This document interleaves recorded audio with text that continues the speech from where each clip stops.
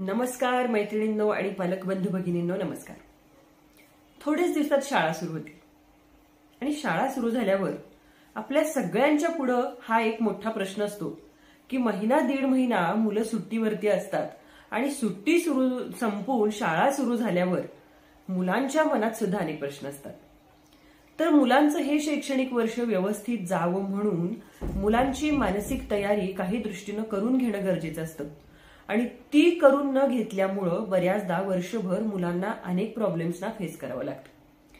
मग म्हटलं चला एक शिक्षक या नात्यानं आजच्या व्हिडिओमधून आपण हेच सांगूया की शाळा सुरू होण्याच्या पार्श्वभूमीवर मुलांची मानसिकता आपण कशी आणि काय करून घ्याल। नमस्कार, आपल्या या डिवाइन टच या युट्यूब चॅनलवरती आजच्या व्हिडिओत मी विनया कुलकर्णी आपलं सगळ्यांचं खूप मनापासून स्वागत करते।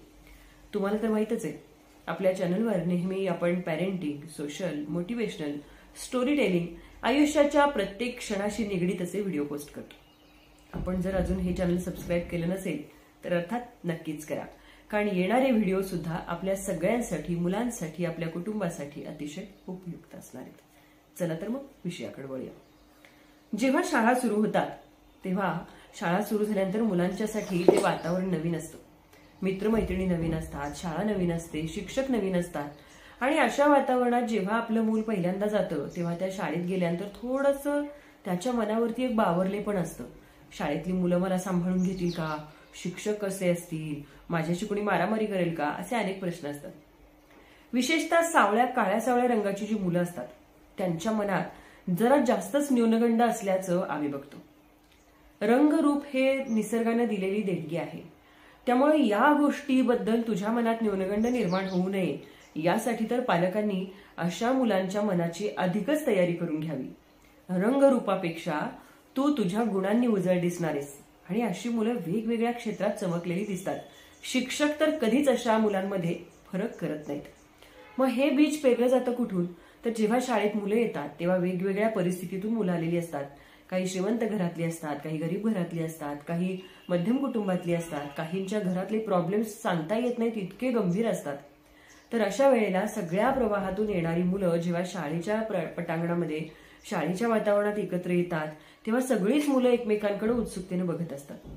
मग आपल्या मुलाला सांगावं की अशा मुलांमध्ये आपल्या स्वभावाशी मिळत्या जुळत्या मुलाशी मैत्री करावी। तसं तर वर्गातल्या सगळ्याच मुलांशी मिळून मिसळून वागावं, पण त्यातल्या त्यात आपल्या स्वभावाशी मिळती जुळती कोण आहेत यांचाही थोडासा शोध घ्यावा। बऱ्याच घरांमध्ये परिस्थिती चांगली असते, मग शाळेला येतानाच मुलं महागड्या वस्तू शाळेत घेऊन येतात।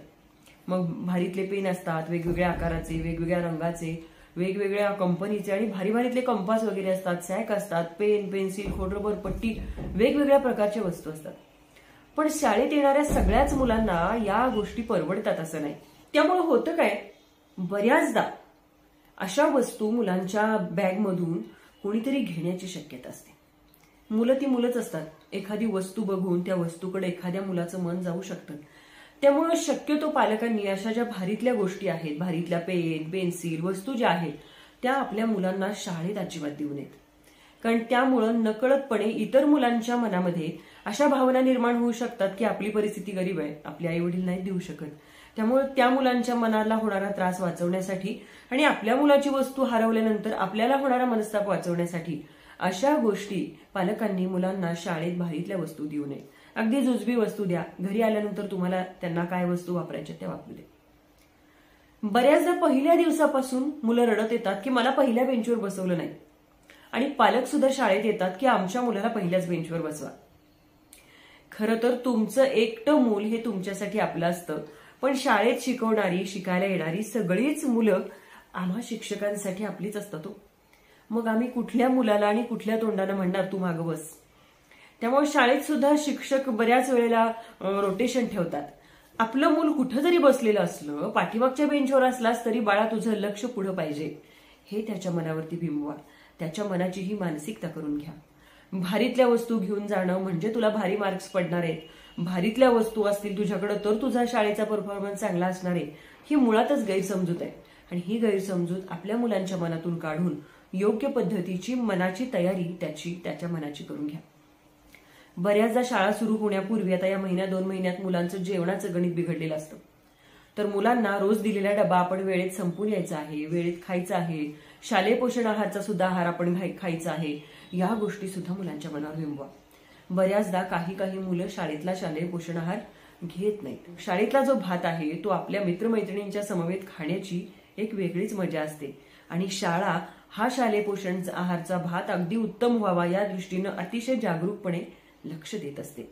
आता सगळ्यात महत्वाची गोष्ट म्हणजे आपल्या मुलाची या दृष्टीनं जरूर मनाची तयारी करून घ्या की शाळेत गेल्यानंतर तू आणि तुझा अभ्यास या गोष्टीकडे जास्त कॉन्सन्ट्रेट करून फोकस द्यायचा आहे.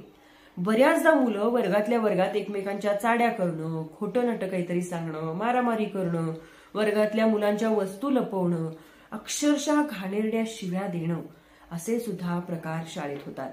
तर आपल्या मुलाची मानसिकता या दृष्टीनं करून घेणं गरजेचं आहे की आपण कुणाच्या चाड्या लावायच्या नाहीत, कुणाच्या लावालाव्या करायच्या नाहीत, मारामारी करायची नाही. आपला अभ्यास आणि आपण आपल्या आईवडिलांच्या कष्टाला जागून आपलं आयुष्य घडवण्यासाठी बाळा तुला अभ्यासाकडे फोकस करायचंय. अभ्यास, खेळ, शाळेतले उपक्रम या सगळ्यामध्ये तुला जास्तीत जास्त कसा सहभाग घेता येईल या दृष्टीने तू प्रयत्न कर आणि तुझ्यासोबत तू कुठं अडशील तिथं आम्ही आहोतच. असा जेव्हा आपण आपल्या मुलांना कॉन्फिडन्स देऊ तेव्हा मुलं आपोआप सॅक पाठीवर अडकून वाटच बघणारी कधी शाळा सुरू होईल म्हणून. तर पालक बंधू भगिनींनो, तुम्हाला या गोष्टींची जाणीव आहेच, पण तरी सुद्धा थोडंसं शाळा सुरू होण्याच्या पार्श्वभूमीवर आपल्या मनावर बिंबवावं म्हणून आजचा हा विषय तयार केला. तुम्हाला आजचा विषय कसा वाटला मला कमेंट करून नक्की कळवा. आणि हो, याहीपेक्षा अजून काय मुलांची मानसिकता तयार करून घेता येईल बरं, याबद्दल तुमच्याकडे काही मुद्दे असतील तर ते सुद्धा कमेंट करून नक्की कळवा. तुम्हा सर्वांना शाळा सुरू होण्याच्या खूप खूप शुभेच्छा. आपली सगळ्यांची मुलं, सगळ्यांची लेकरं शाळा शिकून खूप खूप मोठी व्हावीत, आपल्या कष्टांचं चीज करती व्हावीत, यासाठी बाळांनो तुम्हाला सुद्धा नवीन शैक्षणिक वर्षासाठी ऑल द बेस्ट. भेटूया अशाच एका इंटरेस्टिंग विषयाच्या पुढच्या व्हिडिओमध्ये. तोपर्यंत नमस्कार.